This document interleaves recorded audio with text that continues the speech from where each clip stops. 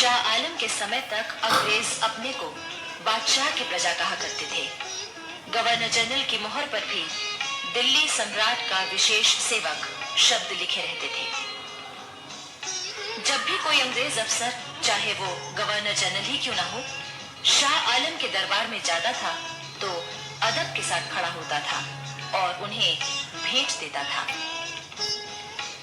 सन 1785 में महाराजा माधोराव सिंधिया ने दिल्ली पर अपना प्रभाव जमा लिया था। मुगल सम्राट के सारे अधिकार माधोराव सिंधिया के पास आ गए थे और इसके बदले शाह आलम को केवल 6 लाख रुपया सालाना दिए जाने लगे। शाह आलम सिंधिया परिवार के व्यवहार से कितना खुश था, इसका परिचय सम्राट की एक कविता से मिलता है, जिसका अर्थ है, माधो जी सिंधिया जो मेरे जिगर का टुकड़ा और मेरा बेटा है, मेरे दुखों को दूर करने में लगा हुआ है। कंपनी के जनरल मार्क्विस वेलेस्ली ने फूट डालकर अपना काम निकालने की नीति में अब तक काफी सफलता पाई थी। यहाँ भी उसने यही किया।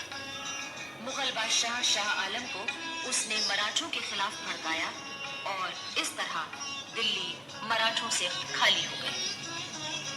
दिल्ली पर कंपनी की सेना का अधिकार हो गया। बादशाह शाह आलम के खर्च के लिए 12 लाख रुपए सालाना दिए जाने लगे। उधर अवध में अंग्रेजों ने नवाब वजीर अली को कैद करके बनारस भेज दिया और उसकी जगह सादत अली को नवाब बना दिया। सादत अली और अंग्रेजों के बीच चिरस्थायी दोस्ती की संधि लिखी गई, लेकिन जल्दी ही अंग्रेजों का दबाव बढ़ने लगा। सादत अली के सभी अधिकार और आमदनी के जरिए छीने जाने लगे। नवाब सादत अली ने कंपनी के रेजिडेंट मिस्टर स्टॉक के जरिए जनरल वेलेस्ली को एक पत्र भेजा, जिसमें कहा गया था कि कंपनी सरकार अपनी ही शर्तों को तोड़ रही है। लेकिन वेलेस्ली ने कहा, नवाब का ये खत इतने गुस्ताखी भरे शब्दों में लिखा हुआ है कि मैं इसे लेने से इनकार करता हूँ। ये खत नवाब को वापस कर दिया जाए और अगर नवाब ने फिर भी इसी तरह अंग्रेज सरकार की इंसाफ पसंदी और ईमानदारी पर शक जाहिर किया तो उसे सजा दी जाएगी। अंग्रेज चाहते थे कि किसी तरह मराठों को कमजोर कर दिया जाए। महाराजा दौलत राव सिंधिया और जसवंत राव होलकर 2 ऐसे वीर थे जो उनकी आंख का कांटा बने हुए थे। अंग्रेजों ने जब इन दोनों के खिलाफ चालें चली तो ये दोनों एक हो गए। इस पर अंग्रेज घबरा गए। उन्होंने पहले दौलत राव सिंधिया से संधि की और ताप्ती और चंबल के बीच में सिंधिया ने जो इलाका जीता था वो उनका ही मान लिया गया। चंबल नदी महाराज सिंधिया के राज्य की सीमा मान ली गई। इसी तरह जसवंत राव होलकर से भी संधि कर ली गई। ताप्ती और गोदावरी के दक्षिण का सारा इलाका होलकर को वापस दे दिया गया। दक्षिण भारत में एक वीर जाति थी, पिंडारी। अंग्रेज इतिहास लेखकों ने वीर पिंडारियों के चरित्र पर अनेक झूठे इल्जाम लगाए और उन्हें डाकू और लुटेरा कहकर बदनाम किया है।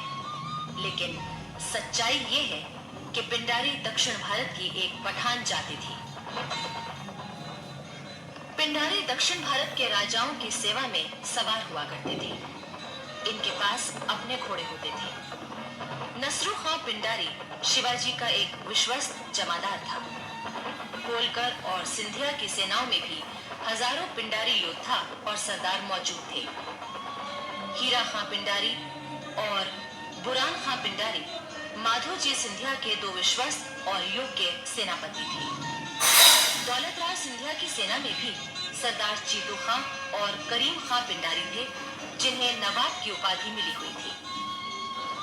होलकर राज्य में रहने वाले पिंडारी होलकर शाही और सिंधिया के राज्य में रहने वाले सिंधिया शाही कहलाते थे।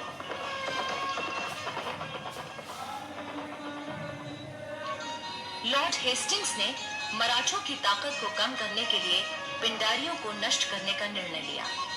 अंग्रेजों ने उन्हें लुटेरा और डाकू कहा, उनमें फूट फैला दी और इस तरह आपसी झगड़ों में उलझाकर उन्हें खत्म कर दिया गया।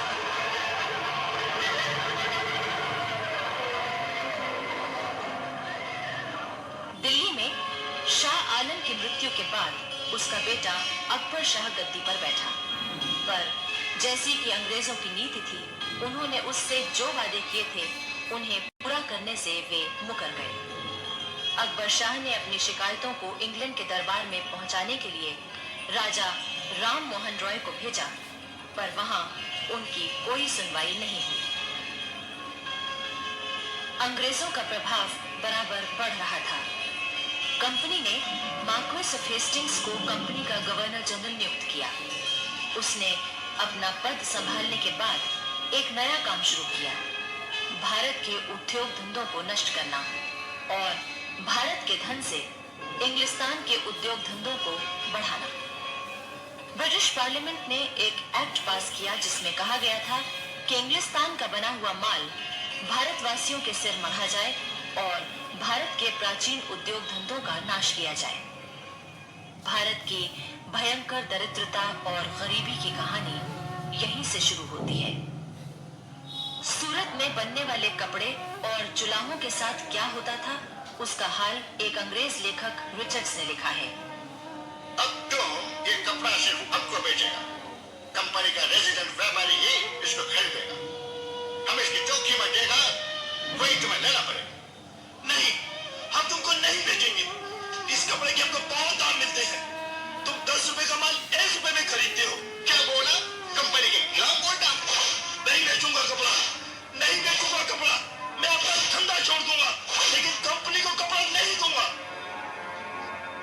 जुलाहों से इतनी जबरदस्ती की जाती थी, इतनी सजाएं दी जाती थी कि न जाने कितने जुलाहों ने अपना पेशा छोड़ दिया, पर उन्हें पेशा छोड़ने से भी रोका जाता था। बंगाल में भी इसी तरह के जुल्म जुलाहों पर हो रहे थे, मगर वे उतना काम नहीं कर पाते थे जितना कंपनी के गुमाश्ते जबरदस्ती उन पर मर देते थे। इसीलिए उनका माल असबाब लेकर भी उसी जगह नीलाम कर दिया जाता था।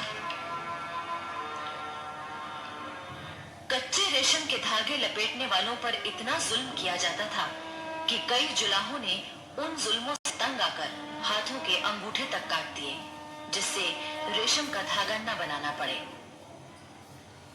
धीरे धीरे भारत का कागज उद्योग, चीनी उद्योग, भारतीय जहाजरानी, लोहा उद्योग आदि सभी नष्ट कर दिए गए।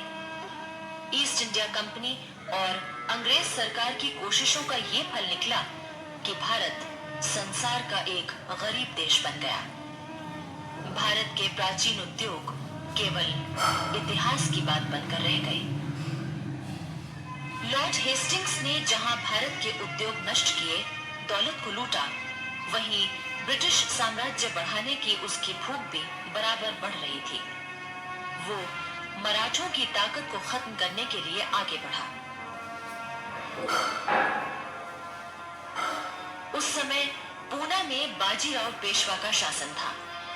अंग्रेजों ने दोस्ती के नाम पर उससे धोखा किया और युद्ध का बहाना ढूंढने लगे। 30 अक्टूबर 1817 को अंग्रेजों की सेना ने पूना के पास डेरा डाल दिया।